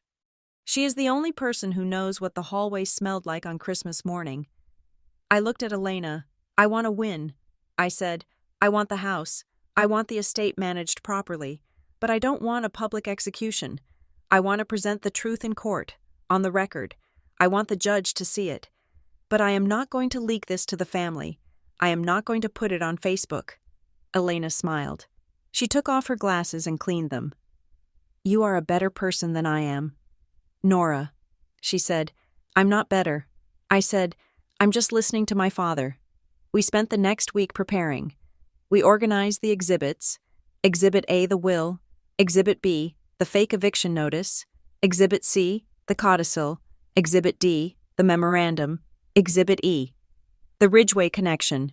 It was a fortress of facts, but even as we worked, I felt a strange tension. We had the documents, we had the testimony, but there was one thing missing, the audio drive. I hadn't found it yet. Dad's letter hadn't mentioned it. But Marilyn had said, Nora knows where it is. I had found the blue folder documents in Mom's safe, but I still hadn't been inside the house. I still hadn't checked the physical blue folder spot in the kitchen cabinet. I had a feeling that there was one last piece of the puzzle waiting for me in the house. The hearing was in 3 days. Elena, I said, I need to get into the house before the hearing. You can't, she said. Not legally. I don't need to break in. I said, we need to negotiate a walkthrough. Tell Kendra's lawyer if she actually has one now that I need to retrieve personal medical records or something. Tell them I will agree to a chaperone. Elena tapped her pen on the desk. It's risky, she said. If you go in there, she will try to provoke you. I can handle her. I said, I just need 10 minutes in the kitchen. Elena sighed. I will make the call, but if she agrees, I am going with you. She made the call. Surprisingly, Kendra agreed. Maybe she thought she could intimidate me one last time before court. Maybe she wanted to show off how she had rearranged the furniture. We set the time for tomorrow at 2 o'clock. I went home to my sublet. I laid out my clothes for the next day. I felt like a soldier prepping for battle. I wasn't going there to fight. I was going there to find the final secret. I looked at the card the anonymous sender had mailed me. The house isn't the inheritance. I knew what the loan was now, but the text I had received. If you play the audio, you'll learn what your mother hid too was still haunting me. I hadn't received that text yet. Wait, I checked my phone. I had been so focused on Miles and the documents I hadn't looked at my unknown messages folder. There it was. Received 2 hours ago. Sender unknown. If you play the audio, you'll learn what your mother hid too. I stared at the screen. What audio? I hadn't found any audio. I realized then that my search wasn't over. The blue folder at the nonprofit had the paper trail, but the house held the voice. I turned off the light. Tomorrow. I was going home, and I wasn't leaving without the whole truth. The silence of 3 in the morning is heavy, but the silence of 3 in the morning 3 days before a court hearing is crushing. I sat at the small, wobbly table in my sublet, the light from the street lamp outside casting long, prison bar shadows through the blinds. My eyes burned. The pages of the affidavit blurred together if I looked at them for too long. But I couldn't stop looking. I was rehearsing. I stated my name for the record. I whispered to the empty room. My voice sounded thin, pathetic. I cleared my throat and tried again. Sitting up straighter, channeling the way Elena Price sat in her leather chair. I stated my name for the record. I am Nora Morgan. I am the daughter of Thomas and Martha Morgan. I repeated it until the words lost their meaning and became just sounds. I was terrified. Not of the truth. I had the truth in a stack of manila folders next to my elbow, but of myself. I was terrified that I would crack. I knew the narrative Kendra was spinning. She was the grieving, responsible biological daughter trying to clean up a mess, and I was the emotional, unstable adoptee lashing out because I felt rejected. If I cried on the stand, if I raised my voice, if I hesitated, I proved her right. I had to be a stone. I had to be a statue. My phone buzzed on the table. It was a reminder I had set for myself, breathe. I wasn't sleeping. I was existing on caffeine and cortisol. Every time I closed my eyes, I saw the lock on the front door. I saw Kendra's face in the parking lot. The way her fear had morphed instantly into cruelty. You aren't really a Morgan. I stood up and paced the 4 steps it took to cross the room. I needed to be in the house. The documents were strong, but they were paper. I needed the physical reality of my parents to ground me. Elena had called me yesterday afternoon with the news. I got it approved. She had said, limited access, 1 hour. You can retrieve personal effects clothing, yearbooks, medical records, but you are not to remove any estate property, and there will be a monitor present. Who is the monitor? I asked. A retired sheriff's deputy named Mr. Henderson. She said, he is neutral. He is just there to make sure you and Kendra don't kill each other. Is Kendra going to be there? Elena paused. Yes, she insisted. It is her right as executrix. Until we strip that title from her. I checked the clock. 7 hours until I had to walk through that door. I finally slept at 5 in the morning. A shallow, dreamless nap that lasted 40 minutes. When I woke up, the sun was glaring, and the day felt inevitable. I dressed carefully. I wore slacks and a button-down shirt, the kind of clothes I wore to meetings with logistics vendors. I wanted to look professional. I wanted to look like I didn't need that house, even though my heart was breaking for it. I met Mr. Henderson on the sidewalk. He was a large man with a kind face and a clipboard. "Ms. Morgan," he asked. "That is me." I said, "Rules are simple." He said, "You go in, you get your things, you get out. No arguments. If voices get raised, I terminate the visit. Understood. Understood." Kendra opened the door. She looked tired. The perfect facade she usually maintained was showing hairline cracks. Her makeup was a little too heavy, her blouse a little wrinkled, but her eyes were hard. She stood back to let us in, refusing to look at me. I stepped into the foyer and stopped. The smell was wrong. The house always smelled of lemon oil and old paper and the specific, dusty warmth of the radiator covers. Now, it smelled of chemical cleaner and vanilla air freshener, the kind realtors use to mask odors. I looked into the living room. My mother's gallery wall, the collection of mismatched frames she had spent 30 years curating, filled with photos of vacations, graduations, and bad haircuts, was gone. The wall was patched and painted a sterile, agreeable gray. The old velvet armchair, the one Dad sat in to read the newspaper, was gone. In its place were two beige accent chairs that looked like they came from a catalog. She was staging it. She wasn't just cleaning up. She was erasing them. She was turning our home into a product. I felt a surge of bile in my throat, but I swallowed it. Be a stone. I told myself, I am going to the kitchen to get my personal mugs and a few cookbooks. I said, my voice steady. "Mr. Henderson nodded and followed me. Kendra trailed behind, her arms crossed, her heels clicking aggressively on the hardwood. The kitchen had been spared the gray paint, but the counters were bare. The toaster was gone. The jar of dog treats for a dog that died 3 years ago was gone. I walked to the cabinet to the left of the sink. This was the test. I opened the door. The holiday platters were there, the giant ceramic turkey, the Christmas tree serving dish. They were heavy, cumbersome things. I reached for the turkey platter. "I am taking this," I said. "Mom gave it to me for my first apartment, and I brought it back for storage." "That is estate property," Kendra snapped from the doorway. "It is a personal gift," I said, not turning around. "Mr. Henderson, if it was a gift, take it." The deputy grunted. "Let's keep it moving." I pulled the heavy platter out and set it on the counter. This gave me a clear view of the back of the cabinet. The gap where the blue accordion folder used to live was empty. I knew it would be. I had found the documents in the safe at the Literacy Council, but I needed to know if Kendra had looked here. The dust pattern on the shelf confirmed it. There were rectangular drag marks in the dust. She had pulled everything out, searched it, and shoved it back. But Kendra was tall. She looked at things from above.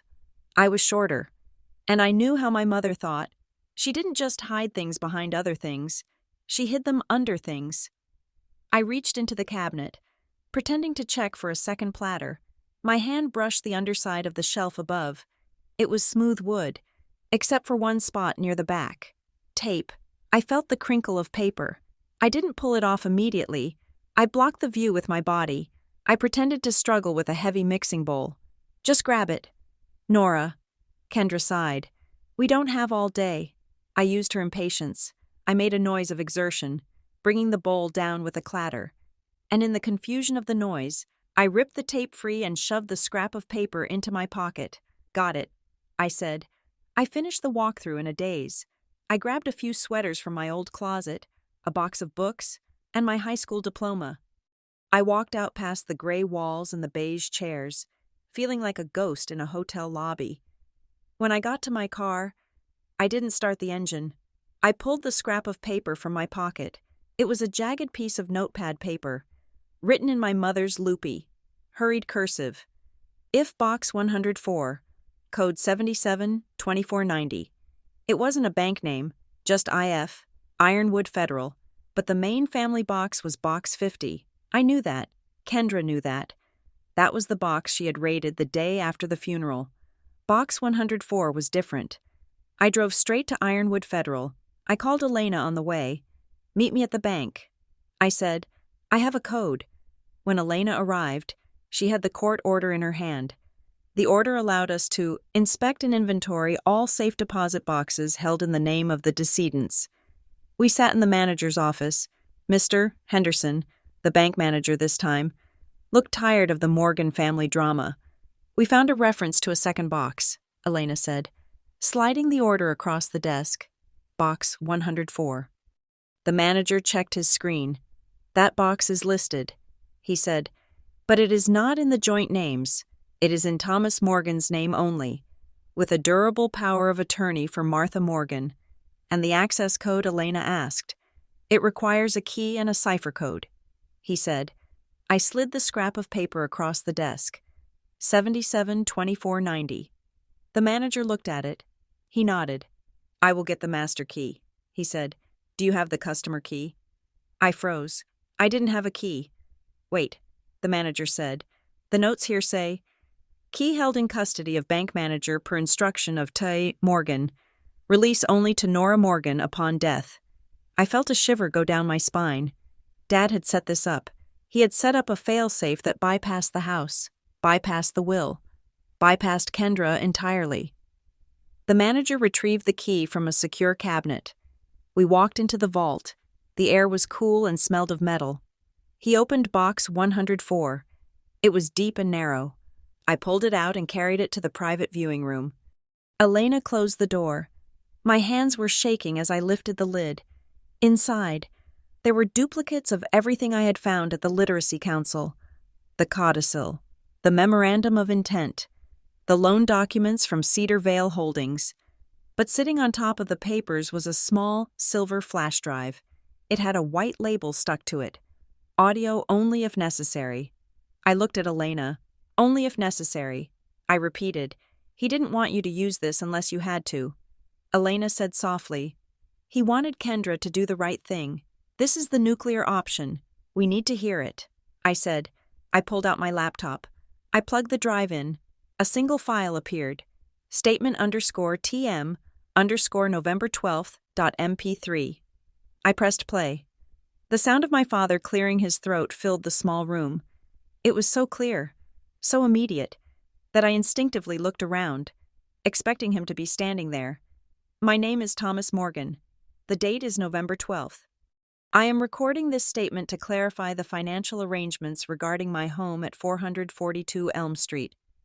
His voice was calm, measured. The voice he used when he was teaching me how to drive.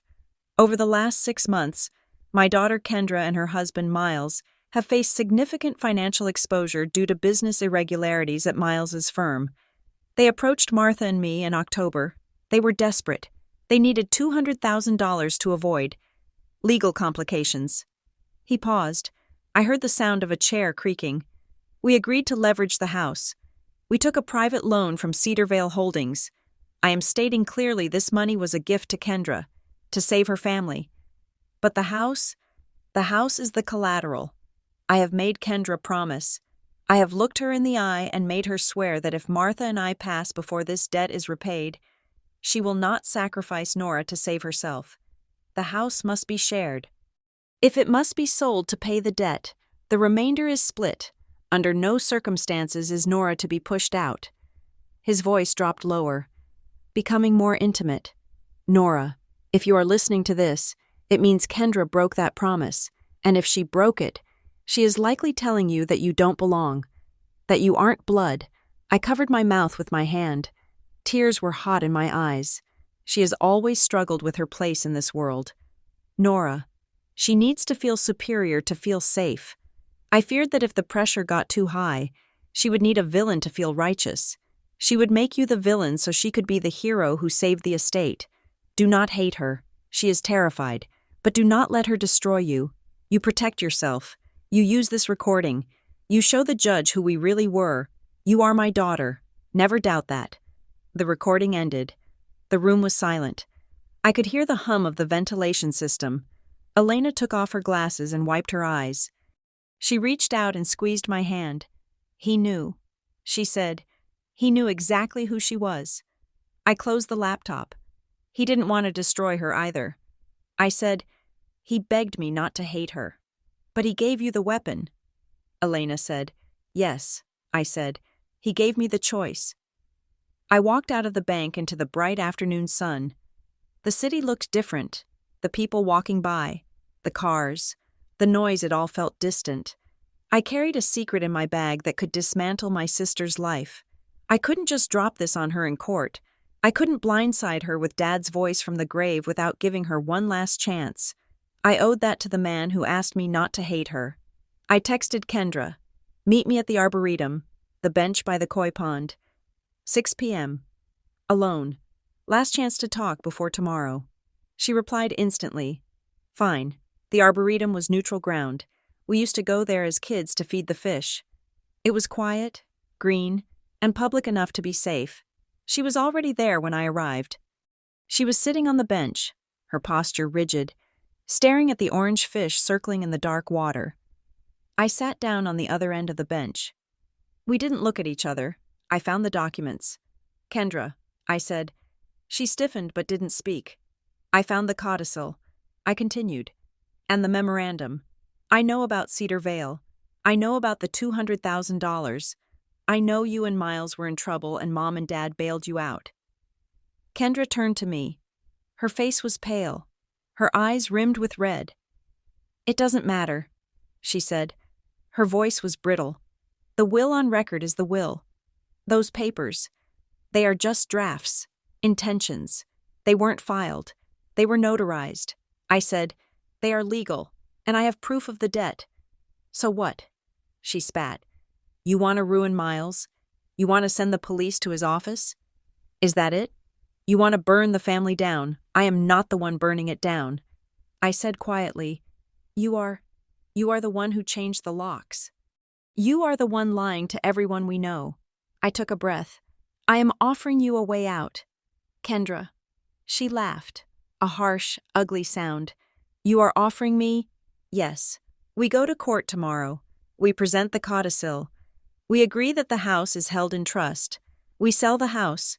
We pay off Cedar Vale, and we split what is left. 50-50, just like they wanted. And then what she asked, and then we walk away. You keep your dignity. Nobody has to know about the fraud or the mess with Miles. We just say the estate was complex." Kendra stared at me. I saw the gears turning in her head. It was a good offer. It was a merciful offer. But then I saw the wall come up, the fear, if she accepted my help. She had to admit she needed it. If she accepted 50-50, she had to admit we were equals. "I can't do that," she whispered. "Why not?" "Because it's my house," she hissed, her voice rising. "It's my legacy. You don't understand. Nora, you never understood. You just walked into this family and got everything handed to you. You got the love. You got the attention. You were the special one. I was adopted." "Kendra," I said, "I struggled with belonging my whole life." "Exactly," she cried. "You got to struggle. You got to be the one with the complex backstory. I was just... Kendra, I was just the biological one, the default. And now, when it finally matters, when it's finally about blood, you want to take that too." She stood up, looming over me. "No," she said, "I am not splitting it. I am the daughter. You are the adoptee. That is the reality. I want you to sign a waiver. Tonight, you sign away your claim, and I will give you $10,000 from the sale. That is my offer." I looked at her, really looked at her. Dad was right. She wasn't greedy. She was hollow. She was terrified of being ordinary. She felt so small that the only way she could feel big was to make me disappear. She clung to blood because it was the only thing she had that I didn't. I stood up. I felt a strange, cold calm settle over me. "I am not signing a waiver." "Kendra," I said. "Then I will see you in court," she said, "and I will tell the judge exactly who you are, a grifter trying to steal from a grieving family." She turned and stormed off, her heels sinking into the soft earth of the path. I watched her go. I felt a profound sadness, but the anxiety was gone. The sister I wanted to save didn't exist. There was only this frightened, dangerous woman. I went back to Elena's office. It was 9 o'clock at night. "How did it go?" Elena asked. She was surrounded by stacks of paper, our trial binders. She refused. I said, She wants war. Elena nodded grimly. Then we give her war. I pulled the flash drive out of my pocket. We add this to the exhibit list. I said, Exhibit F. Are you sure? Elena asked. Once this is played, there is no going back. She will never forgive you. She has already decided who I am. I said, I need to show the judge who she is. But, let's hold it. Hold it. We don't lead with it. I said, we present the documents, the codicil, the cedar veil trace. If she folds, we never play the audio. We keep Dad's voice out of it. But if she lies, if she gets on that stand and lies under oath about what Dad wanted, then we play it. Elena finished. Exactly. We spent the next 3 hours finalizing the strategy. We built the narrative. We weren't just arguing for a house. We were arguing for the validity of my existence in the family. By midnight, I was back in my sublet. The city was quiet. I lay in bed, staring at the ceiling. I felt ready. I felt clean. I had done everything I could to be the good sister. Tomorrow, I had to be the surviving daughter. My phone buzzed on the nightstand. I rolled over and picked it up. It was a text. I didn't recognize the number. It wasn't Kendra. It wasn't Aunt Carol. It was the same unknown number that had sent the "look at the loan" card. I opened the message. If you play the audio, you'll learn what your mother hid too. I stared at the glowing blue letters.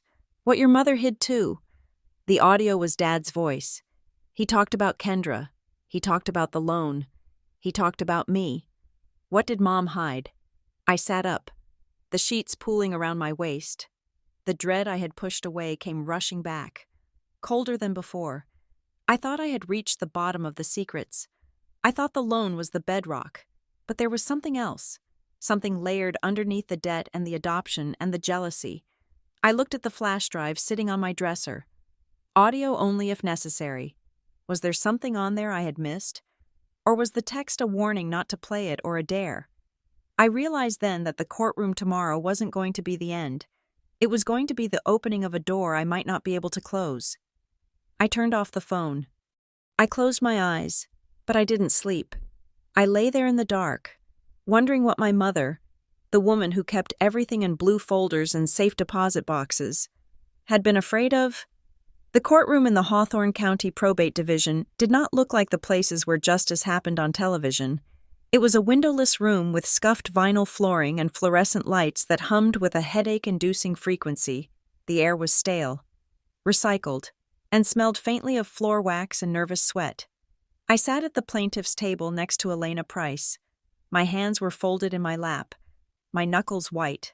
I was trying to channel the stone, the statue, but my heart was beating a frantic rhythm against my ribs, across the aisle. Kendra sat with a man I assumed was her new attorney. He was older, wearing a suit that cost more than my car, and he had the bored, predatory look of a man who billed by the minute. Kendra was dressed in a soft cream cardigan and a modest black skirt. She had pulled her hair back loosely. She looked fragile. She looked like the grieving daughter who was being harassed by her greedy, estranged sister. It was a performance. I knew it, but I was terrified the judge wouldn't. All rise. The bailiff droned. Judge Holloway entered. He was a man with a face carved from granite and reading glasses perched precariously on the end of his nose. He sat down, shuffled a stack of files, and looked over his glasses at us. Estate of Thomas and Martha Morgan, he said. We are here on a petition to compel accounting and a motion to remove the executrix. Let us proceed. Kendra's lawyer, a man named Mr. Vance, stood up. He didn't even look at me. Your Honor, he began, his voice smooth and deep. This is a tragic case of sibling rivalry interfering with the administration of a simple estate. My client, Kendra Morgan, is the duly appointed executrix. She is the biological daughter of the decedents. She has been trying to manage a difficult financial situation left behind by her parents, while dealing with harassment from her sister. Nora Morgan. He gestured vaguely in my direction. The petitioner is attempting to introduce a so-called codicil that was found under highly suspicious circumstances. Mr. Vance continued, it was not filed with the Register of Wills. It was not found in the family home. It appears to be a document created to disrupt the rightful flow of assets to the biological heir. We move to dismiss this petition and allow Ms. Morgan to proceed with the sale of the property to settle estate debts. I felt the heat rise in my cheeks. Suspicious circumstances. Elena stood up. She was calm. She didn't use big hand gestures. She just adjusted her blazer. Your Honor, Elena said, the codicil in question is notarized. It bears the seal of a notary public from Ironwood Federal, dated 6 months prior to the death of Martha Morgan. We have submitted a sworn affidavit from the notary confirming the signature. Furthermore, the document was not found in the home because the decedent, Martha Morgan, specifically removed it to protect it. Elena picked up a document from our table.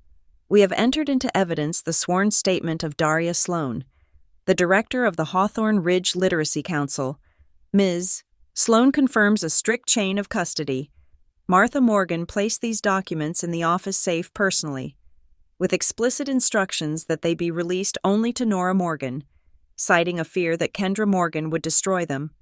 Judge Holloway looked at Kendra. Kendra shifted in her seat, bringing a tissue to her eye. Is that true? The judge asked. Kendra stood up, her voice trembling perfectly. Your Honor, my mother was confused near the end. She said she was paranoid. Nora played into that. Nora was always trying to turn them against me, to make them think I was irresponsible. I am just trying to protect the house from foreclosure.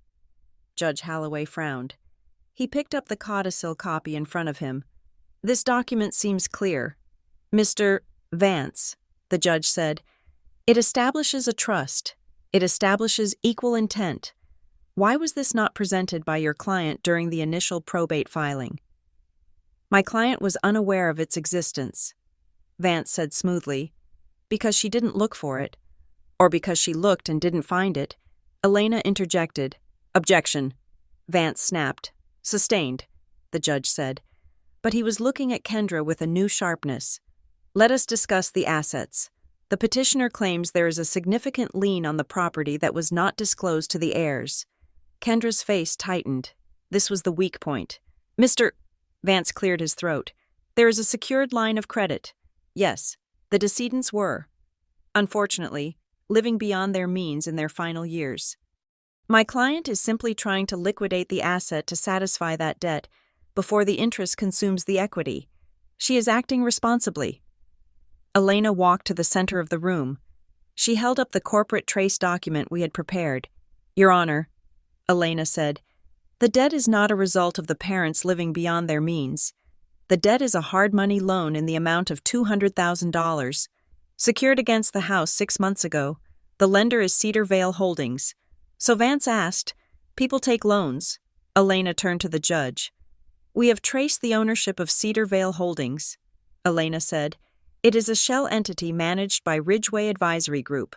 One of the senior partners at Ridgeway is a personal associate of Miles Harrow, the husband of the executrix. The room went very quiet. The hum of the lights seemed to get louder. Kendra stood up abruptly. That is a lie, she cried out. Her voice cracked, losing its soft, mournful edge. I never authorized that loan.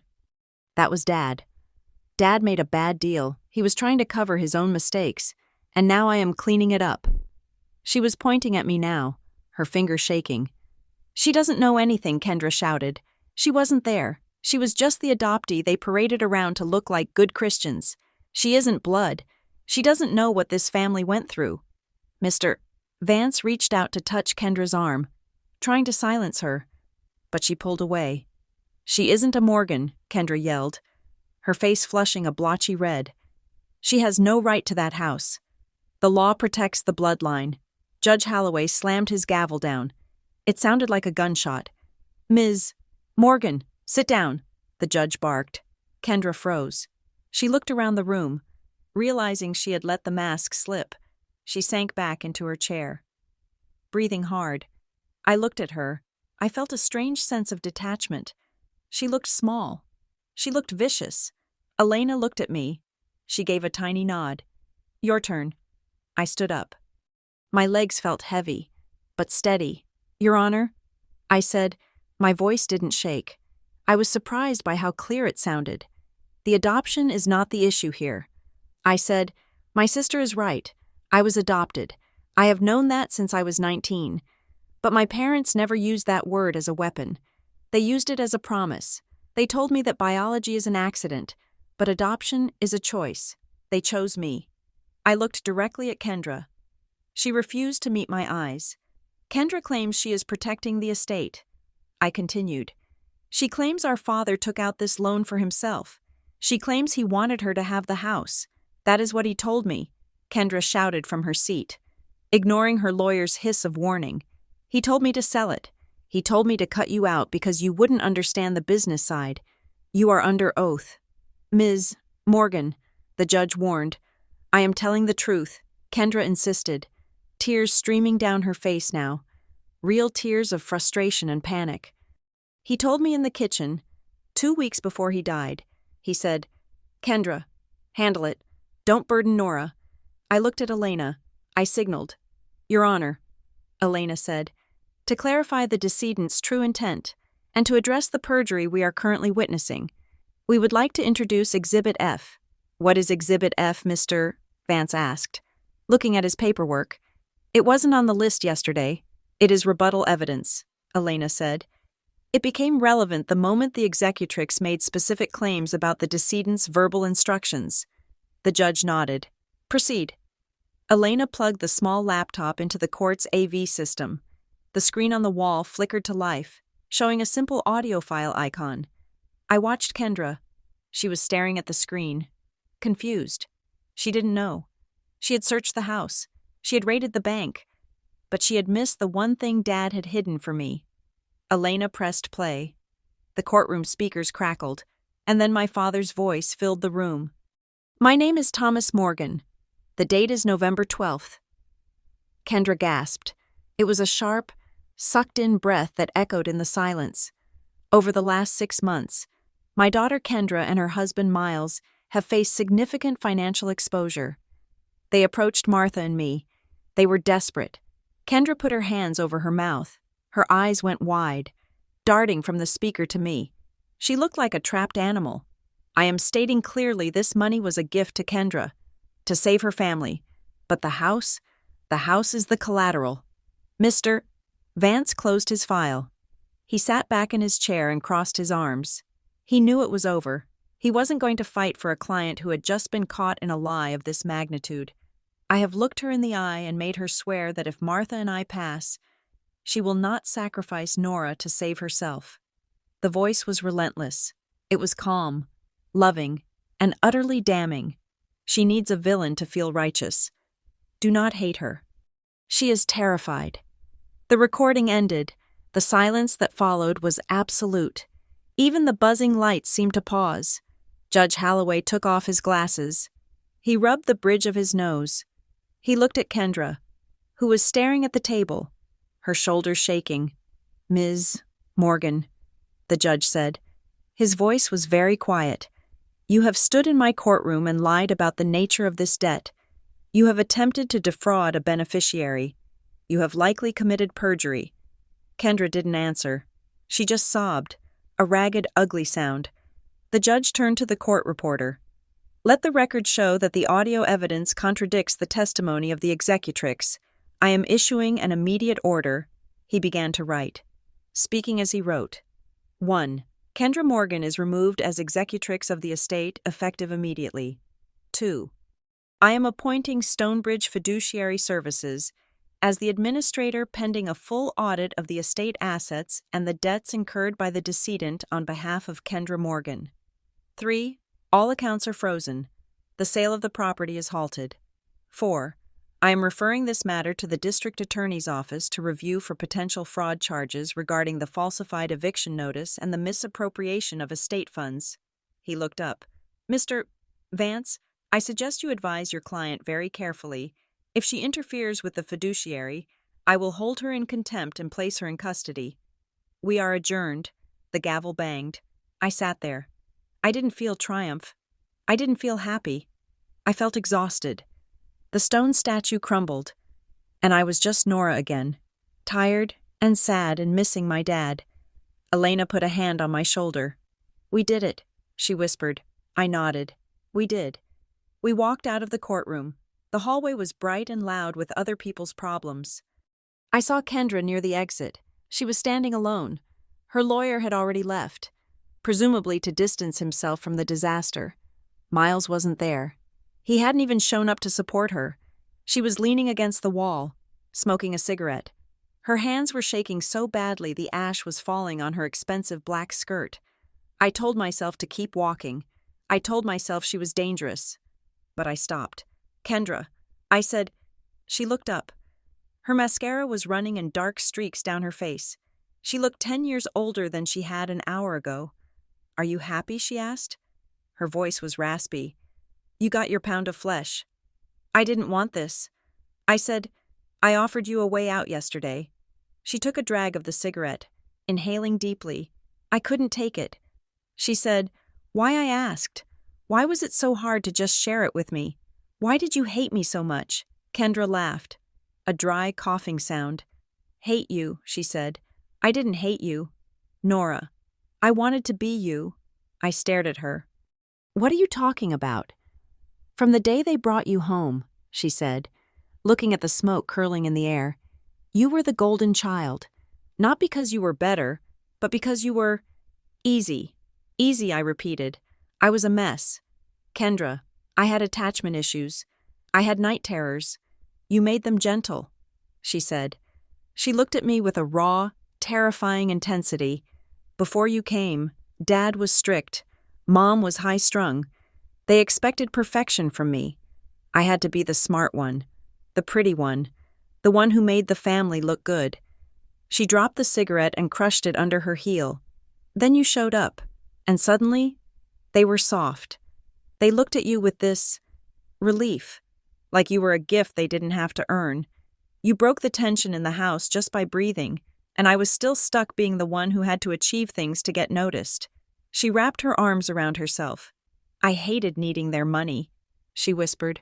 "I hated that Miles failed. And I hated that when I went to ask them for help." Dad looked at me with disappointment, but when he looked at you, he just saw his little girl. I stood there, stunned. I had spent my whole life feeling like the outsider, trying to prove I belonged, and Kendra had spent her whole life feeling like the employee, trying to earn her keep. It didn't excuse what she did. She had tried to destroy me. But for the first time, I understood the architecture of her resentment. "I am sorry you felt that way," I said, "but you were wrong. They loved you. They just didn't know how to help you without fixing you." Kendra looked away. "The fiduciary will call you," she said. "I guess you get the house now. Congratulations. You finally pushed me out." She turned and walked away, toward the parking lot. She walked unsteadily, like someone who had lost her center of gravity. I watched her go until she was just a small, dark figure against the concrete. Elena came up behind me. "Are you okay?" she asked. "I don't know," I said. "Do you want to go to the house?" she asked. "Mr. Henderson said he can meet us there to hand over the new keys." "The real keys?" I nodded. "Yes, I need to go there." We drove to Elm Street. The house looked the same. The late afternoon sun hit the porch, turning the wood golden. The for sale sign Kendra had planted in the yard had already been pulled up and thrown in the grass by the fiduciary's team. Mr. Henderson met us. He handed me a key. "It is all yours." "Miss Morgan," he said, "the locks have been rekeyed. Your sister has no access." I took the key. It was heavy in my hand. I walked up the steps. I stood on the porch where Kendra had stood when she told me I wasn't entitled. I put the key in the lock. It turned smoothly. I pushed the door open. The smell of vanilla air freshener wafted out. The gray walls stared at me. The beige chairs sat in their staging positions, looking impersonal and cold. I took a step inside. I waited for the feeling of relief. I waited for the sense of homecoming. I waited to feel like the daughter who had won. But I didn't feel it. The house felt like a crime scene. Every corner held a memory of the battle. The kitchen cabinet where I found the note. The living room where the furniture was missing. The silence wasn't peaceful. It was heavy with the echo of Kendra's screaming in the courtroom and Dad's voice on the recording. This wasn't my home anymore. My home was the people who had lived here, and they were gone. The structure that remained was just wood and plaster and a $200,000 debt that I now had to manage. I realized then that winning the war didn't mean I had to live on the battlefield. I stepped back out onto the porch. Elena was waiting on the lawn. "Forgot something?" she asked as I pulled the door shut. "No," I said. I locked the door. I looked at the key in my hand. "I am not moving back in," I said. Elena looked surprised. "But you fought so hard for it." "I fought for the truth," I said. "I fought to stop her from erasing me. I did that. But I can't live here. Elena, it's too heavy. So what will you do?" "I will let the fiduciary sell it," I said. "We will pay off the debt. We will split the money, and I will start something new. Something that is just mine, not inherited, not chosen, just mine." I walked down the steps. I felt lighter with every step I took away from the house. I reached my car and opened the door. My phone buzzed in my pocket. I hesitated. The text message from last night. "What your mother hid." I pulled out my phone. It was a notification from the court system. The audit had begun, but below it, the unknown text was still there in my history. I looked back at the house one last time. The attic window reflected the setting sun, looking like a burning eye. Dad had left me a recording to save me from Kendra. But Mom had hidden the blue folder, and Mom had kept secrets too. I had won the battle with my sister, but as I looked at the house, I had the sinking feeling that the war with the past wasn't quite over. I got into my car and drove away. Thank you so much for listening to this story. It has been a journey through grief, betrayal, and the complex reality of what it means to be a family. I hope Nora's fight for the truth resonated with you. I would love to hear from you. Please comment below and tell me where you are listening from. It is always amazing to see how far these stories travel. If you enjoyed this, please consider subscribing to Revenge Stories for more emotional, grounded dramas, and please, share your thoughts on Kendra's confession and Nora's final decision in the comments in English. I read every single one. Until next time.